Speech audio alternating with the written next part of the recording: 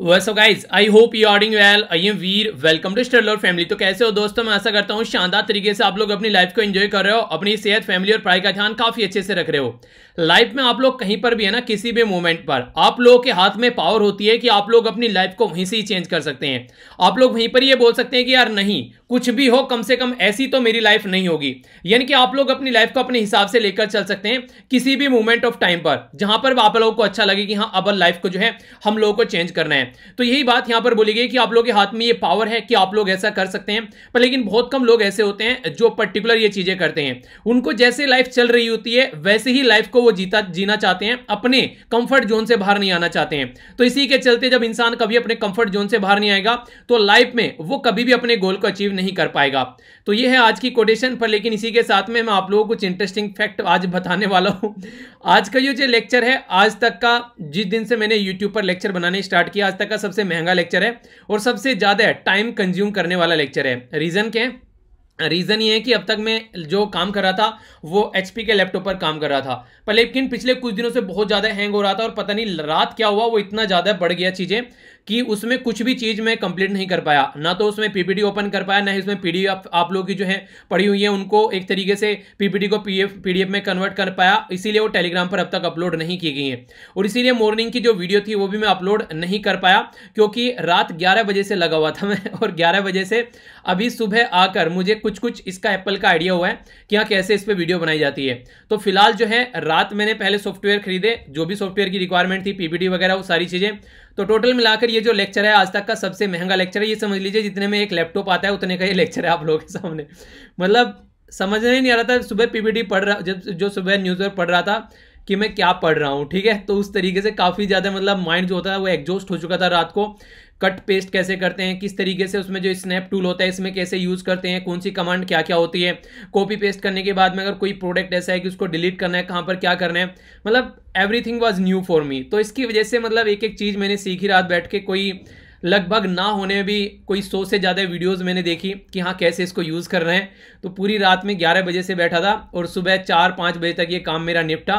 फिर मैंने पीपीटी बनाना स्टार्ट करी और उसके बाद में मैं वीडियो को रिकॉर्ड कर रहा हूँ।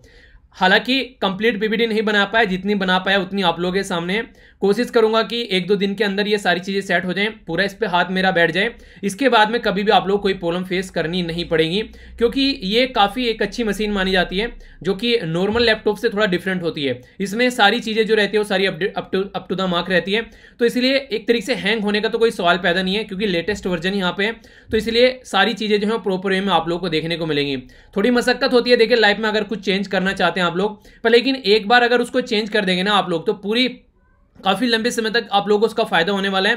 तो काफी लंबे समय से मैं इसको टाल रहा था, रखा हुआ था, ऐसे ही टाइम नहीं निकाल पा रहा था। पर लेकिन अब सिचुएशन ऐसे आ गई कि मुझे ना चाहते हुए भी इस पे काम करना पड़ गया, जबरदस्ती टाइम को एक तरीके से निकालना पड़ गया, क्योंकि पूरी रात जो थी वो जब मुझे लगा कि सुबह लेक्चर नहीं आएगा, मैंने कहा क्वेश्चन की वीडियो नहीं आ रही, एक बार को चल जाएगी, मैंने कम से कम हिंदू की वीडियो तो आनी आनी चाहिए चाहे कुछ भी हो जाए।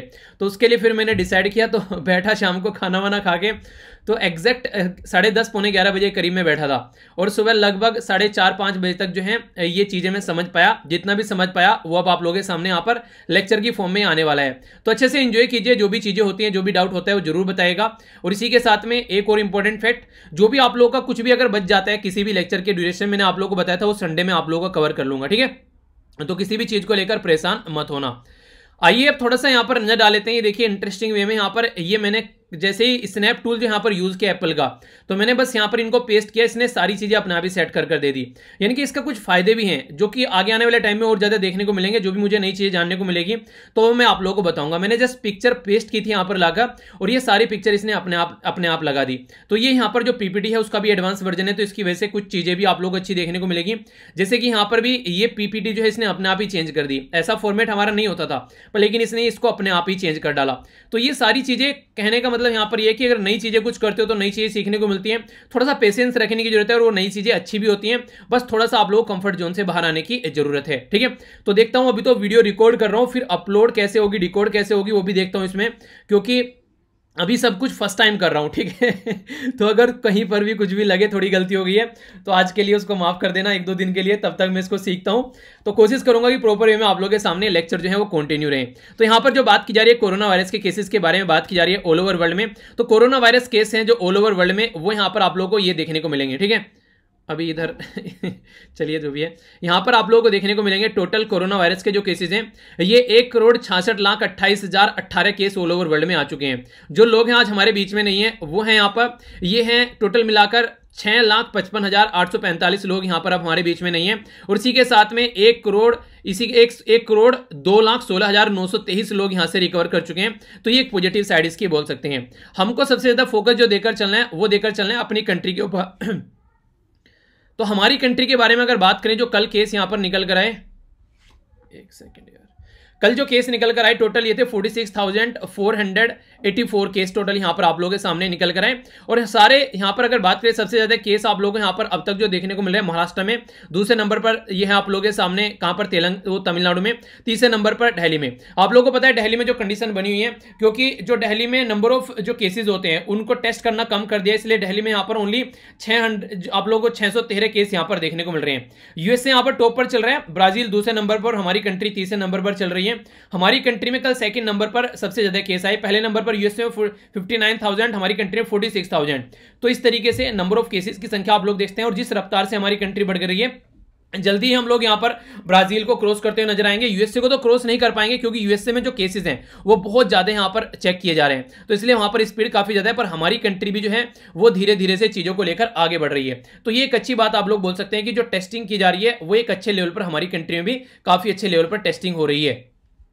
आज का जो आप लोगों का मैप बेस्ड क्वेश्चन है ये है यहाँ पर चेनाब रिवर जाकर मैप में नहीं हारेगा, फिर इसके बारे में हम लोग डिस्कस करेंगे। बाकी देखते हैं आज के न्यूज़पेपर में हम लोग को क्या क्या कवर करना है। तो यहाँ पर है ये आप लोगों के सामने, ये देखिए ये भी थोड़ा डिफरेंट सा पैटर्न आप लोगों को यहाँ पर दिख रहा होगा। ये टोटल जो भी है आप लोगों के सामने है, तो देखते हैं क्या क्या चीजें हम लोग को यहाँ पर कवर करनी है। तो कई सारी इंटरेस्टिंग फैक्ट है जो आप लोग यहाँ पर जानने को मिलने वाले हैं।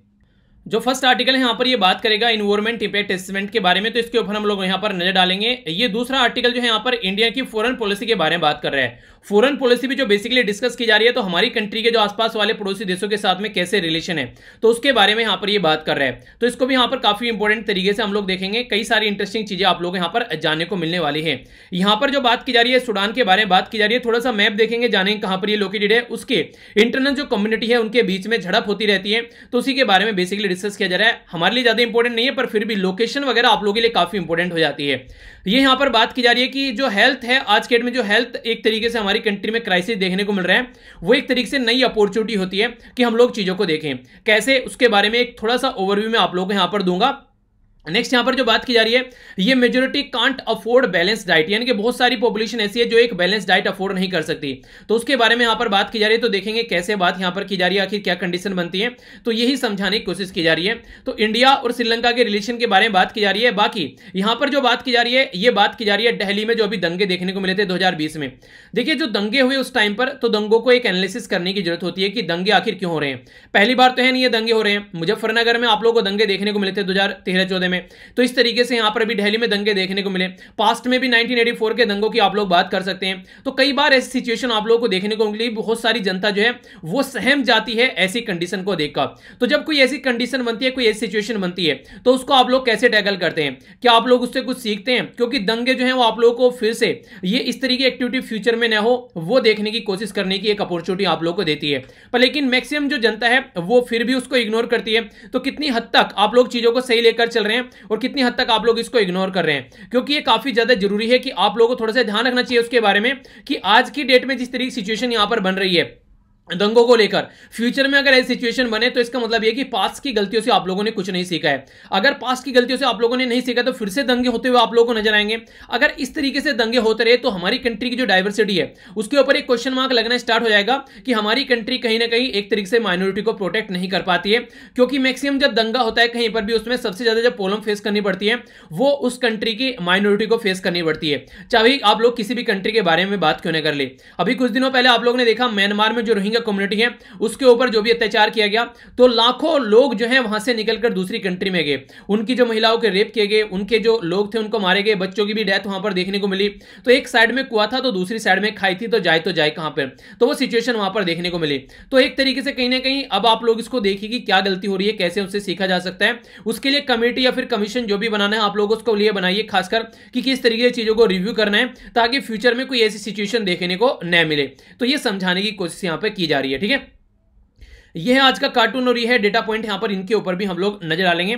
सबसे पहले एक बार कार्टून देख लीजिए, यहां पर कार्टून में क्या बात की जा रही है। कल का कार्टून मैंने आप लोगों से पूछा था, कई सारे बच्चों के द्वारा काफी अच्छे से आंसर दिया गया है। तो ये जो कार्टून था बेसिकली ये दिखाने की बात कर रहा है इन्वायरमेंट इंपैक्ट असेसमेंट के बारे में।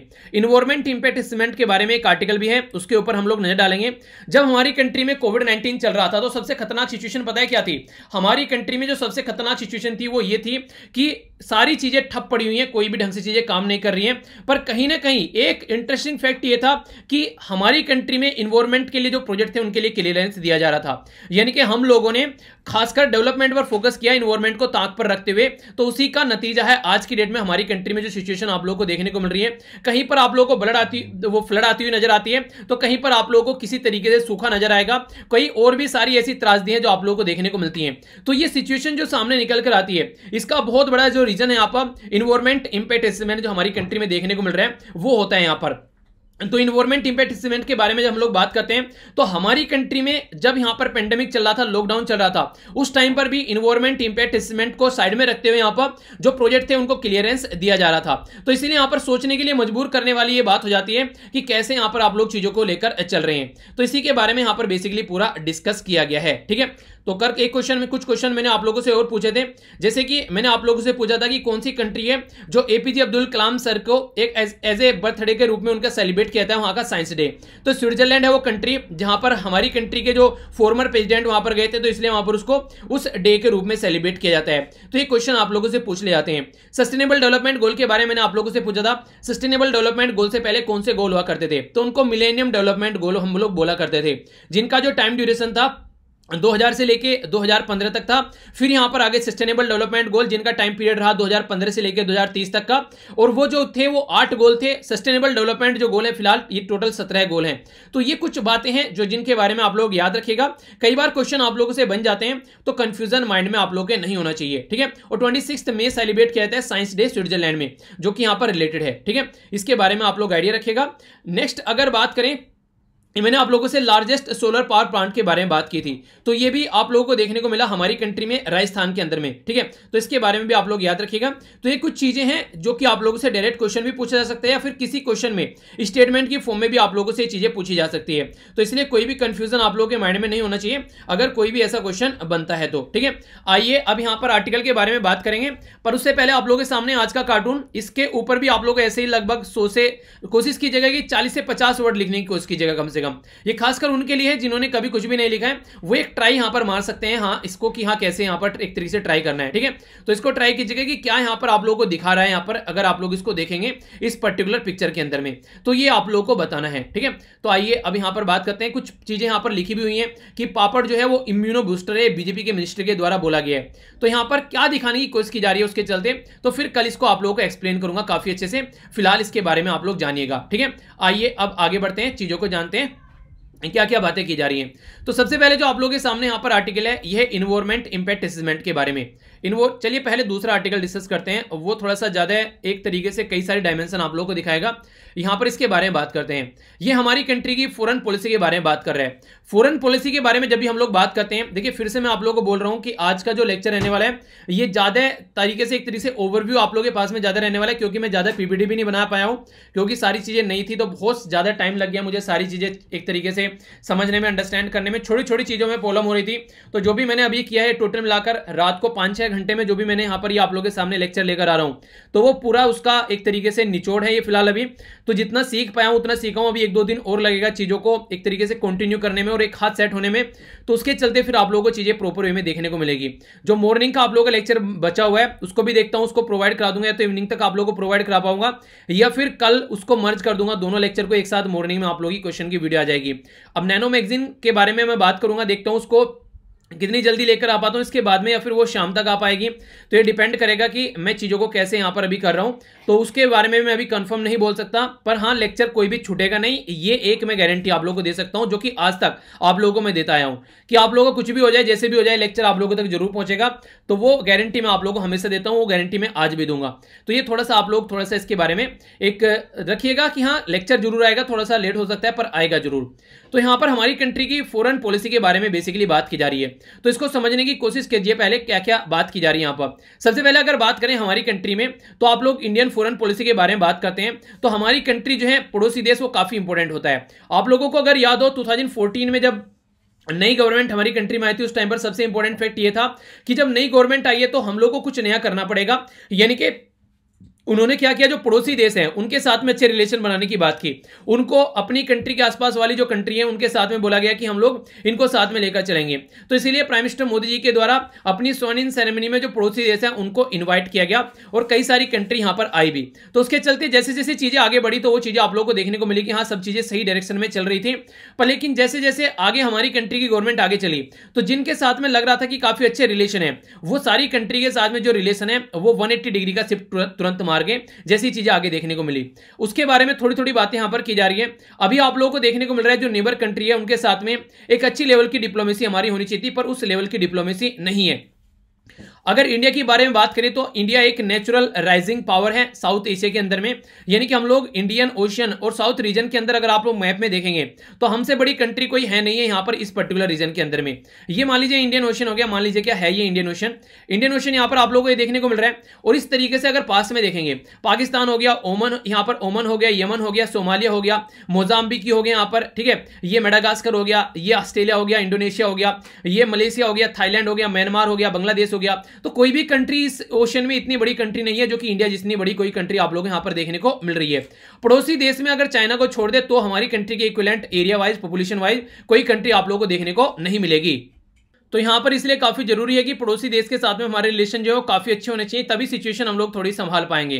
तो इसी के साथ में हर एक कंट्री के बारे में यहां पर एक एनालिसिस किया गया कि रिसेंटली जो हमारे पड़ोसी देश है उनके साथ में हमारे रिलेशन कैसे हैं और किस तरीके से हम लोग को उनको आगे लेकर चलना चाहिए। जैसे साउथ एशिया और इंडियन ओशन के बारे में हम लोगों ने बात की, इसी तरीके से south Asia association regional cooperation के बारे में बात की जा रही है। South Asia association regional cooperation के बारे में जब आप लोग बात करेंगे तो सारे हमारे पड़ोसी देश लगभग यहां पर कवर हो जाते हैं। अच्छा ये बताइए सार्क के अंदर कौन कौन सी कंट्री है टोटल मिलाकर, इसके बारे में आप लोगों को एक हल्का सा आइडिया होना चाहिए, तो बताइएगा। अगर हम लोग बात करें अपना पड़ोसी देश नेपाल के बारे में, तो नेपाल के साथ में हमारे हिस्टोरिकल रिलेशन है। आप लोगों ने सुना होगा कि रोटी बेटी का रिलेशन बोला जाता है नेपाल के साथ में, तो ये काफी इंपॉर्टेंट है। यहाँ पर नेपाल हमारा काफी अच्छा दोस्त था अगर आप लोग अब तक इसको देखें कुछ दिनों पहले तक, पर लेकिन फिलहाल जो है नेपाल के जो रंग है, रंग ढंग है, वो भी आप लोगों को चेंज होते हुए नजर आ रहे हैं।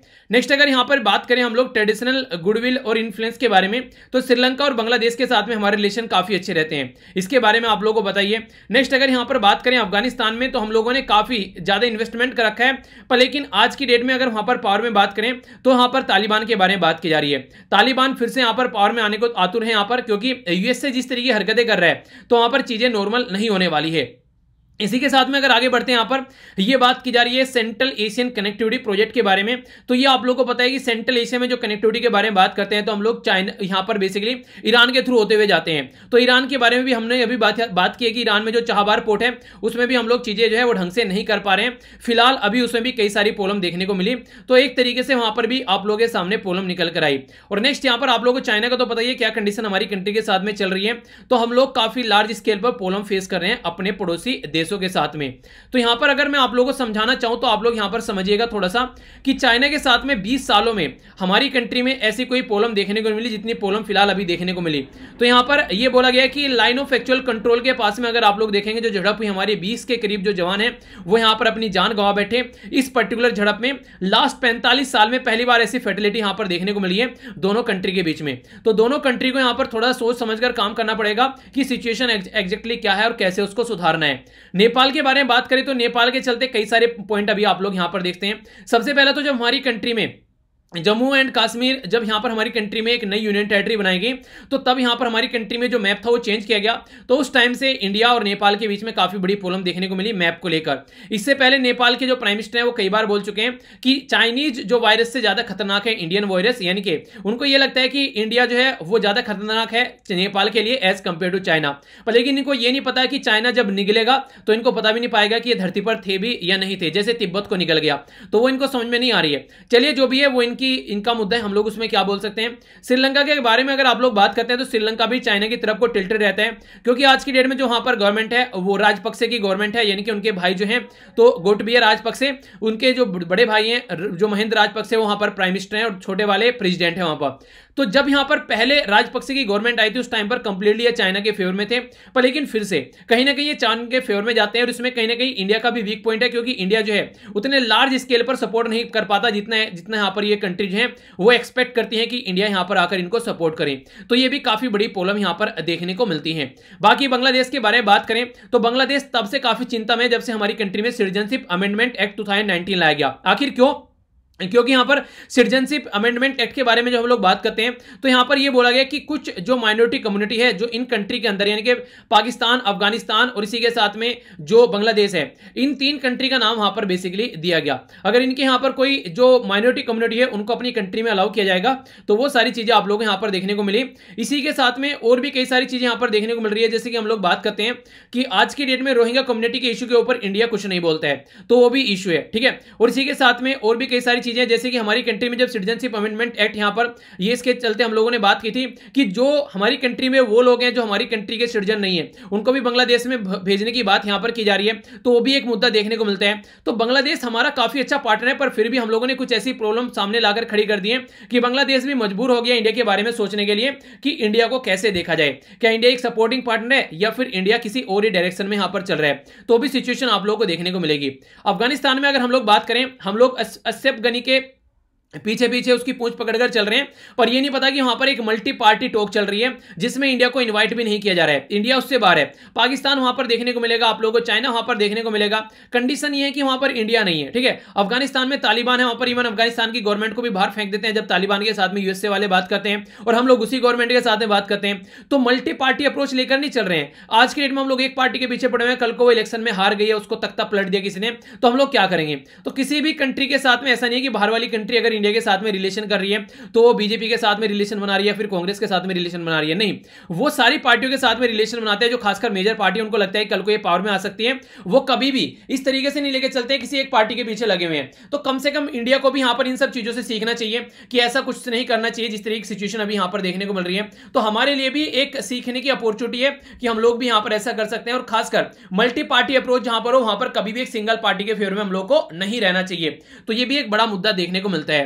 ईरान में अगर बात करें चाबार पोर्ट के बारे में, तो वो अभी आप लोगों को देखने को मिली कंडीशन क्या निकल कर है वहां पर कि इंडिया के बारे में जो उनके द्वारा स्टेटमेंट दी गई कि फिलहाल इंडिया ज्वाइन नहीं कर रहा है, कि बाद में देख लेते हैं इंडिया ज्वाइन करेगा या नहीं करेगा, ठीक है। गल्फ ऑफ ओमन के बारे में बात करें इस पर्टिकुलर रीजन में, तो विदाउट इंडिया ही यहां पर अगर आगे बढ़ रही है चीजें तो कैसे काम चलेगा। तो इस तरीके से कंडीशन हम लोग को समझनी पड़ेगी कि हम लोग कहां पर स्टैंड कर रहे हैं इस पर्टिकुलर रीजन में, ताकि सिचुएशन को हम लोग थोड़ा सा आगे लेकर चल सकें।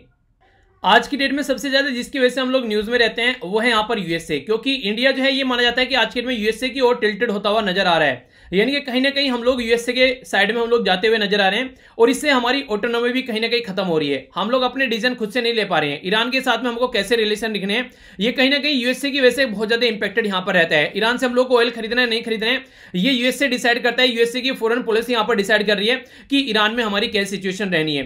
तो पोस्ट कोविड वॉर जो है, जो पोस्ट कोल्ड वॉर है, हम लोगों ने ये बोला था कि सिचुएशन जो है वो यहां पर एक तरीके से थोड़ी सी हम लोग की ऑटोनॉमी यहां पर होनी चाहिए, क्योंकि उस टाइम पर हम लोगों ने नॉन अलाइंग मूवमेंट के बारे में बात की थी।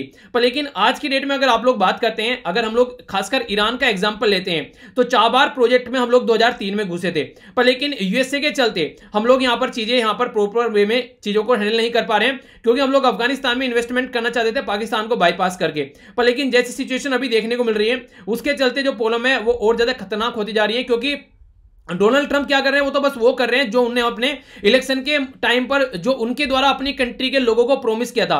पर लेकिन हम लोग क्या कर रहे हैं, हम लोग क्यों उनकी लाइन में चल रहे हैं? तो ये हम लोग को सोचने के लिए मजबूर कर रहा है कि कहीं ना कहीं हम लोग किस डायरेक्शन में जा रहे हैं। एक पर्टिकुलर कंट्री के ऊपर डिपेंडेंसी रखकर हम लोग बहुत सारी कंट्री को नहीं छोड़ सकते, तो ये भी समझना पड़ेगा। तो एक बैलेंस अप्रोच लेकर हम लोग को चलनी पड़ेगी यहाँ पर। इसीलिए बात है कि हम लोग को थोड़ा समझना पड़ेगा किस डायरेक्शन में हम लोग चल सकते हैं। ये जरूरी है कि हाँ, चाइना को टैकल करना है, चाइना को टैकल करने के लिए हम लोग को यूएसए की जरूरत है, पर लेकिन इतना भी नहीं कि यूएसए के चलते हम लोग अपनी सारी जो पॉलिसीज हैं हम लोग उनको चेंज करने लगे।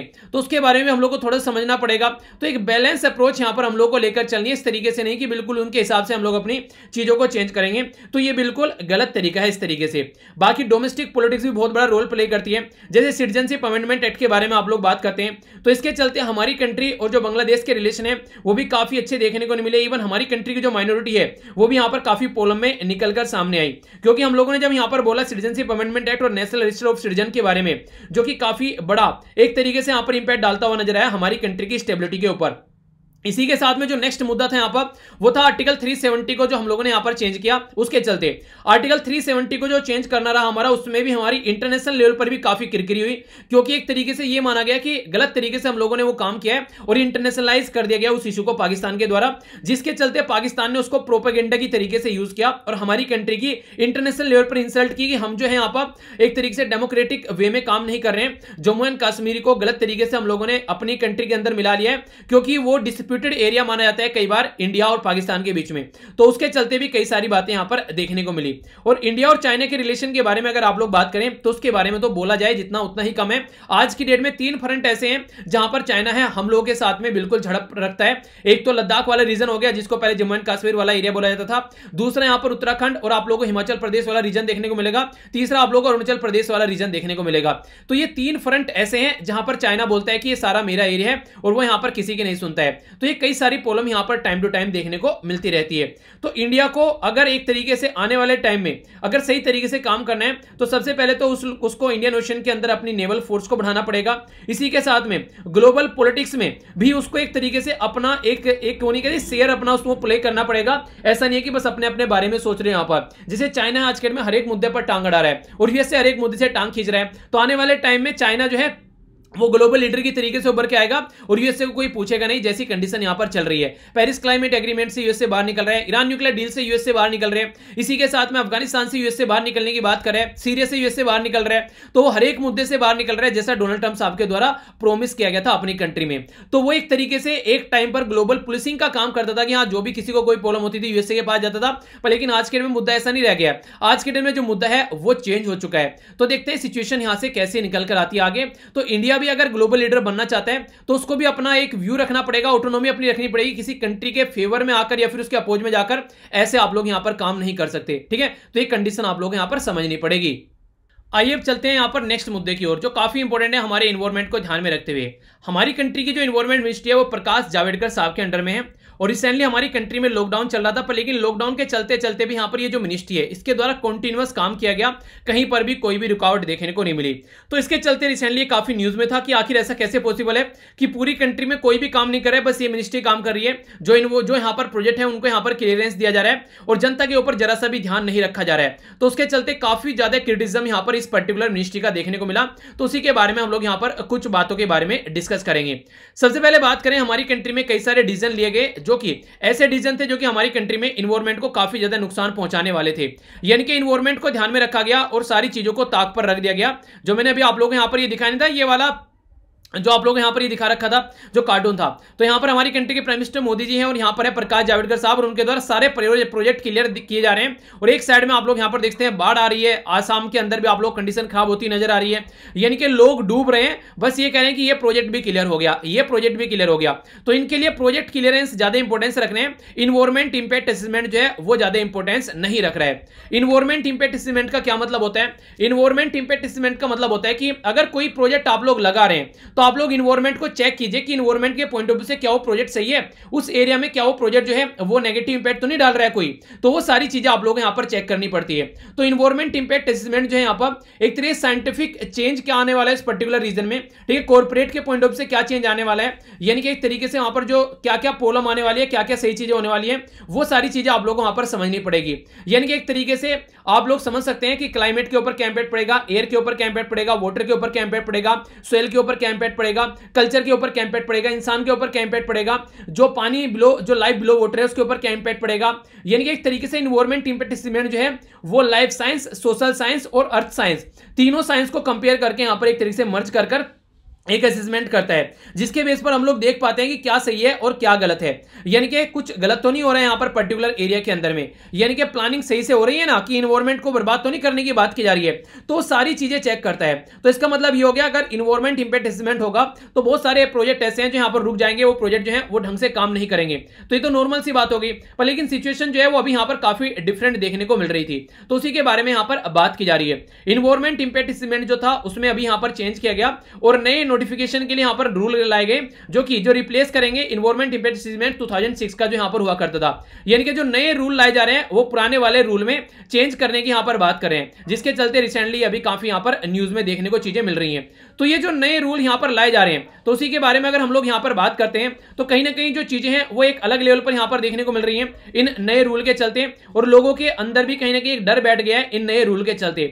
मिनिस्ट्री जो है वो क्या कर रही है, रिड्यूस कर रही है पब्लिक पार्टिसिपेशन, यानी कि जनता पार्टिसिपेट नहीं कर पाएगी। अब जो नए रूल यहां पर आ रहे हैं, जो भी करेगी गवर्नमेंट अपने आप करेगी, जनता को साइड में रख दिया गया है, ठीक है। इस तरीके से यानी कि कहने का मतलब यहां पर ये कि इनडायरेक्ट वे में जो भी डेवलपमेंट के प्रोजेक्ट है उनमें जनता जो कुछ बोला करती थी, उनका जो ओपिनियन हुआ करता था, उसका टाइम ड्यूरेशन भी काफी कम कर दिया गया। इन्वायरमेंट क्लियरेंस के लिए आसानी से आप लोग क्लियर कर पाएंगे अपने प्रोजेक्ट को। और इंटरेस्टिंग फैक्ट पता है क्या है, स्टार्टिंग में आप लोग प्रोजेक्ट को स्टार्ट कर दीजिए, आप लोग अपने प्रोजेक्ट को डेवलप कीजिए, इन्वायरमेंट क्लियरेंस भी आप लोगों को लेने की जरूरत नहीं है। इन्वायरमेंट क्लियरेंस अगर आप लोगों को लगता है तो बाद में उसके बारे में बात कर लेंगे, यानी कि पहले इन्वायरमेंट को बर्बाद कर लो आप लोग जितना कर सकते हैं, बाद में देख लें कितना बर्बाद किया, क्या क्या करना है। तो इसके अंदर जो एक्ट जो इसके अंदर प्रोविजन लाया जा रहा है, तो सेक्शन 26 के बारे में बात की जा रही है।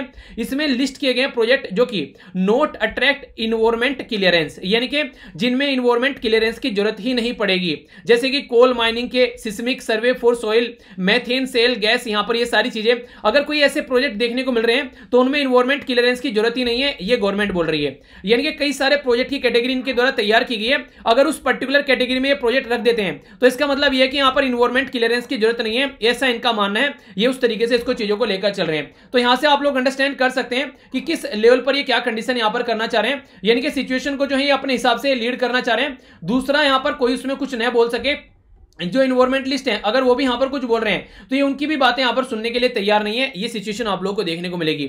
सेक्शन 14 जो है यहां पर ये बेसिकली बात कर रहे हैं कुछ अदर प्रोजेक्ट्स के बारे में, जिनके बारे में अगर आप लोग बात करेंगे तो ये बात कर रहे हैं limiting the scope of public involvement. जैसे मैंने अभी बोला ना कि पब्लिक इन्वॉल्वमेंट के बारे में, कि उसमें भी यहां पर एक तरीके से कम कर रहा है। डिस्ट्रिक्ट जो यहां पर एक तरीके से आप लोगों को देखने को मिलेगा, अलग अलग लेवल पे जो भी लोगों का कंसर्न है, ठीक है, तो उसमें लोगों का इन्वॉल्वमेंट काफी कम देखने को मिल रहा है। जो भी प्रोजेक्ट यहां पर लेकर आ रहे हैं उन प्रोजेक्ट को, चाहे वो नेशनल पार्क के अंदर हो चाहे वो सेंचुरी के अंदर हो, किसी भी नेशनल पार्क और सेंचुरी के अंदर कौन सा एक एक्ट है जो डिफरेंस क्रिएट करता है, मैंने आप लोगों को जो हमारी सेकंड वीडियो आती है क्वेश्चन जो हमारी करंट की, उसके अंदर मैंने आप लोगों को बताया था।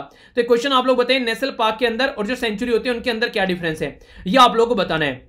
तो कहीं ना कहीं एक तरीके से आप लोग चाहते हैं कि यहां पर जो भी प्रोजेक्ट आप लोग लेकर आए, चाहे रोड हो कोई हाईवे हो, तो आसानी से आप लोग किसी के अंदर जाकर वहां पर उसमें क्लियरेंस की जरूरत ना पड़े, आसानी से आप लोग के प्रोजेक्ट क्लियर हो सके। किसी को स्ट्रेटेजिक प्रोजेक्ट का नाम दे देते हैं, तो स्ट्रेटेजिक प्रोजेक्ट का मतलब है कि आप लोग यहां पर स्ट्रेटेजी के पॉइंट ऑफ व्यू से, डिफेंस के पॉइंट ऑफ व्यू से इन प्रोजेक्ट को इंप्लीमेंट कर रहे हैं, तो इसमें इन्वायरमेंट क्लियरेंस की जरूरत ही नहीं है। तो इस तरीके से अगर आप लोग लेकर चलते हैं तो ये सही तरीका यहां पर नहीं है। पब्लिक पार्टिसिपेशन यहां पर होना चाहिए, पब्लिक से कंसल्टेशन यहां पर होना चाहिए, पब्लिक की हियरिंग यहां पर होनी चाहिए अगर किसी पर्टिकुलर प्रोजेक्ट को लेकर उनको लगता है कि ये सही नहीं है। पर लेकिन ये सारी चीजें जो हैं यहां पर ये ताक पर रख दी गई हैं रिसेंटली, अभी सिचुएशन को ध्यान में रखते हुए। तो इस तरीके से जो नेचर के ऊपर काफी बड़ा इंपैक्ट पड़ने वाला है, ठीक है, जिस तरीके की कंडीशन अभी देखने को मिल रही है। तो जावड़ेकर साहब जो है यहां पर एक तरीके से जो शटडाउन करने पब्लिक का रेस्पॉन्स जो ड्राफ्ट इनके द्वारा लाया गया, तो वो सही नहीं है अगर उस तरीके से देखें। दिल्ली हाईकोर्ट के द्वारा एक्सटेंड की गई डेडलाइन, पहले बोला गया था यहां पर पब्लिक हियरिंग के लिए डेडलाइन को खत्म कर दिया गया, पर लेकिन फिर यहां पर दिल्ली हाईकोर्ट के द्वारा बोला गया नहीं, कुछ तो टाइम दो जनता को भी कि जो आप लोग कर रहे हो वो सही है या फिर गलत है। कई कई सारे एक्टिविस्ट जो थे उनके द्वारा बोला गया कि जो प्रपोजल यहां पर लेकर आ जा रहा है वो बिल्कुल गलत तरीके से, एक तरीके से नेचुरल रिसोर्सेज के लिए काफी खतरनाक साबित यहां पर हो सकता है। और याद होगा कल ही मैंने एक कोटेशन आप लोगों से डिस्कस की थी करंट अफेयर वाली वीडियो के अंदर कि गांधी जी के द्वारा बोला गया था कि अगर आप लोग लालच में पड़ोगे तो इस पृथ्वी के लिए आप लोग ऐसी कई पृथ्वी भी आ जाएंगी ना आप लोगों के सामने, वो भी आप लोगों के लिए काफी नहीं है। पर लेकिन अगर आप लोग लालच में नहीं पड़ोगे, अपनी नीड के हिसाब से चलोगे तो ये पृथ्वी आप लोगों के लिए काफी है। तो ग्रीड के लिए नहीं, नीड के लिए काम कीजिए तो ही चीजें सही तरीके से यहां पर हो पाएंगी। तो सेंटर जो यहां पर अटेम्प्ट कर रहा है वीक करने के लिए, वो बैलेंस यहां पर वो सही नहीं है, इस तरीके से चीजें नहीं होनी चाहिए। कोल माइनिंग क्लियरेंस दिखाते हैं कि 4302 हेक्टेयर जो फॉरेस्ट हैं वो एक तरीके से डाइवर्ट किए गए 2014 से लेके 2018 तक का। तो एक तरीके से यहां पर जो एनवायरमेंट को ताक पर रखते हुए जो कोयले के ऊपर ज्यादा फोकस किया गया, तो यहां से आप लोग देख सकते हैं कि कंडीशन क्या चल रही है। तो सिचुएशन आप लोग को अंडरस्टैंड करनी पड़ेगी, तभी जो है थोड़ी सी चीजें जो है वो नॉर्मल हो पाएगी। नेक्स्ट अगर यहां पर बात करते हैं तो कोविड-19 ने आप लोगों को देख ही लिया कि एक जरा से बीमारी ने पूरी दुनिया को मास्क पहना दिया। आप लोगों को याद होगा मैंने ट्विटर पर या फिर फेसबुक पर मैंने एक पिक्चर शेयर की थी जिसमें ये दिखाया गया था कि एक जरा से वायरस ने, छोटे से वायरस ने पूरी दुनिया को मास्क पहना दिया। पर लेकिन अगर जिस तरीके से हम लोग पेड़ काट रहे हैं, हमारी हरकतें चल रही हैं, तो आने वाले टाइम पर हर एक इंसान की पीठ पर आप लोग को ऑक्सीजन सिलेंडर नजर आएगा अगर इसी पैटर्न में हम लोग आगे बढ़ते रहे। तो अगर नहीं ऐसा चाहते हैं तो सुधरना पड़ेगा, हम लोग को चीजों को अंडरस्टैंड करना पड़ेगा कि किस तरीके से एक बैलेंस बनाना है, वो बैलेंस आप लोगों को समझना पड़ेगा। क्योंकि जिस तरीके से हम लोग एयर को डिस्ट्रॉय कर रहे हैं, इस तरीके से हम लोग इनडायरेक्ट वे में अपनी हेल्थ को डिस्ट्रॉय कर रहे हैं। हम लोग अपने जो पेड़ पौधे काट रहे हैं, वाइल्ड लाइफ को जिस तरीके से हम लोग खत्म कर रहे हैं, तो इनडायरेक्ट वे में हम लोग कहीं ना कहीं अपनी जिंदगी को खत्म कर रहे हैं। तो ये चीजें जितनी जल्दी हम लोग समझ जाए उतना ही ज्यादा अच्छा है। तो इन्वायरमेंट इंपैक्ट असेसमेंट को अच्छा होना चाहिए, स्ट्रॉन्ग होना चाहिए, ना कि कमजोर होना चाहिए। तो डेवलपमेंट बाद में आना चाहिए, पहले इन्वायरमेंट आना चाहिए, या फिर दोनों के बीच में बैलेंस होना चाहिए। तो आप लोग बैलेंस भी नहीं बना पा रहे हैं, तो ये कितने हद तक सही है, तो ये चीज आप लोगों को थोड़ी समझनी पड़ेगी और जनता को भी समझानी पड़ेगी। ठीक है, तो ये बातें यहां पर समझाने की कोशिश की गई है। नेक्स्ट जो आर्टिकल है यहाँ पर ये सूडान के बारे में बात कर रहे हैं। अगर सूडान को आप लोग मैप में देखेंगे तो आप लोगों को देखने को मिलेगा यहाँ पर ये हो गया सऊदी अरेबिया, ये हो गया यहाँ पर सूडान, नीचे आप लोगों को देखने को मिलेगा साउथ सूडान। सूडान से जो साउथ सूडान है 2011 में ये अलग किया गया था कंट्री, एक नया कंट्री बनाया गया, जिसके चलते यहाँ पर आज की डेट में भी बहुत सारी ऐसी कम्युनिटीज हैं जिनके बीच में झड़प रहती है। कई बार आप लोगों को इंटरनल भी कलह यहाँ पर देखने को मिलेगी। तो पड़ोसी देश यहाँ पर लीबिया हो गया, यहाँ पर इजिप्ट हो गया, यहाँ पर चैड हो गया, ये हो गया साउथ सूडान, इथियोपिया हो गया, एरिट्रिया हो गया, ये जिबूती हो गया। तो ये पर्टिकुलर एरिया है जिसके बारे में आप लोग आइडिया रख सकते हैं, तो इनके बारे में हल्का सा आइडिया रखिए। नेक्स्ट यहां पर जो बात की जा रही है, पर्टिकुलर आर्टिकल आप लोगों के सामने बात की जा रही है, majority can not afford a balance diet. Balance diet का मतलब क्या होता है? बैलेंस डाइट का मतलब होता है कि आप लोगों को एक बैलेंस तरीके से सारी चीजें उसमें देखने को मिले, यानी कि उसमें विटामिन भी हो, प्रोटीन भी हो, न्यूट्रिएंट्स भी हो, वो सारी चीजें आप लोगों को मिलनी चाहिए जो आप लोगों की बॉडी के लिए रिक्वायरमेंट होती है, उसको आप लोग बैलेंस डाइट बोलते हैं। तो बहुत सारी जनता ऐसी है जिनको खाना तो मिल पाता है पर लेकिन उनको बैलेंस डाइट आप लोगों को नहीं देखने को मिलेगी।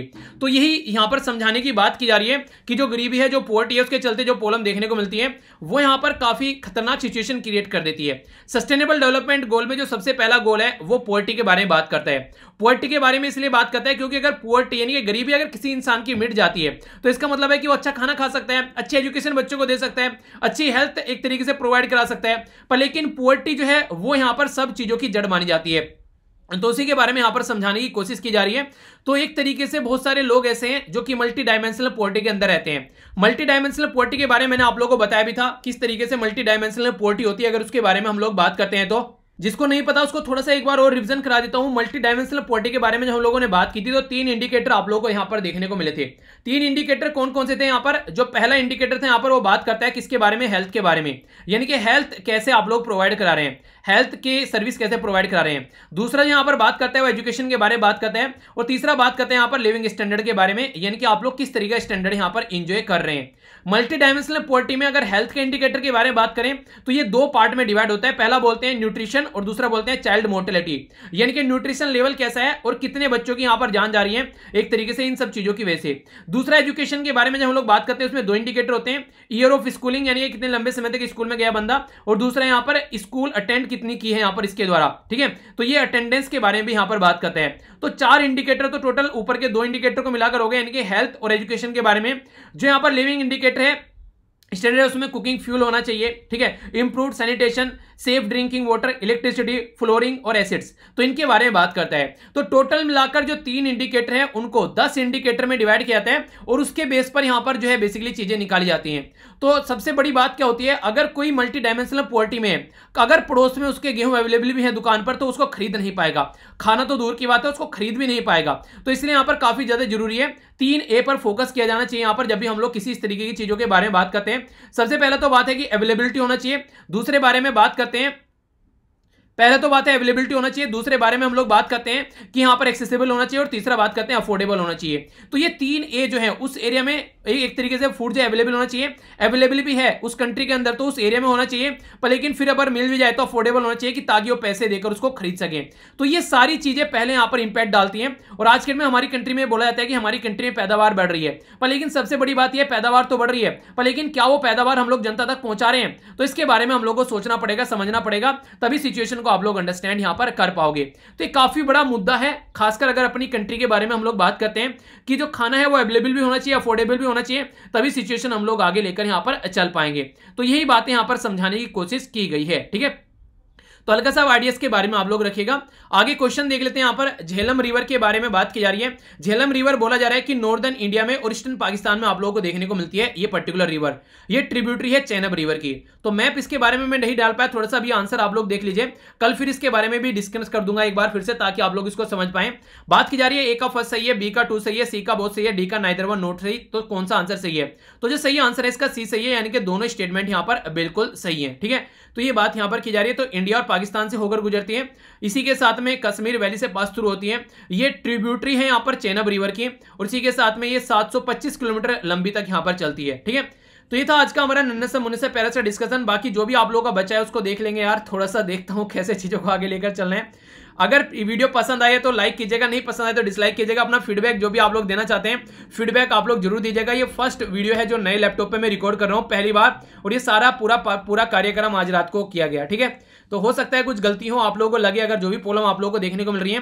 क्वेश्चन जो है वो मैं शेयर कर दूंगा फेसबुक पर, वहां पर जाकर आप लोग उसको अटेम्प्ट कर लीजिएगा, उसको भी लिखने की कोशिश कीजिएगा। क्वेश्चन नहीं छोड़ना है, प्रैक्टिस नहीं छोड़नी है, ये आप लोग कंटिन्यू रखना है। ठीक है, तो मिलता हूं नेक्स्ट लेक्चर में। बड़ों को नमस्ते, छोटों को प्यार, छोटी सी लाइफ एंजॉय करो यार। फीडबैक जरूर देना, अगर चीजें पसंद आती है तो ही शेयर करना है, वरना ना तो लाइक करना है ना ही शेयर करना है। तो मिलता हूं नेक्स्ट लेक्चर में, तब तक के लिए जय हिंद।